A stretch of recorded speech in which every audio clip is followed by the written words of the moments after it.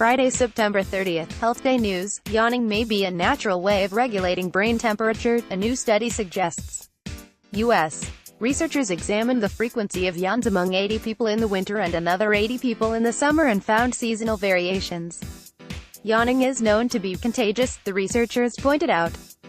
After being showed pictures of other people yawning, nearly half of the participants yawned while outdoors in winter, compared with less than one-quarter while outdoors in summer, according to the report published online Sept.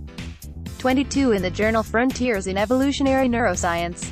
The finding that people yawn less often in the summer, when outdoor temperatures often exceed body temperature, suggests that yawning could be a natural brain cooling mechanism, said the researchers at Princeton University and the University of Arizona. This provides additional support for the view that the mechanisms controlling the expression of yawning are involved in thermoregulatory physiology.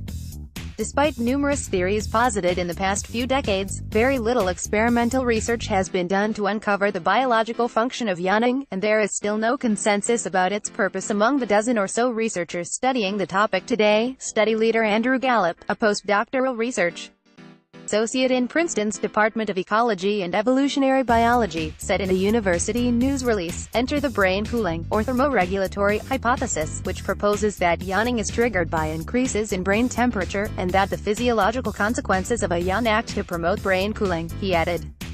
Yawning may help cool the brain through the deep inhalation of cool air and by enhanced blood flow to the brain caused by the stretching of the jaw. According to the brain cooling hypothesis, it is the temperature of the ambient air that gives a yawn its utility.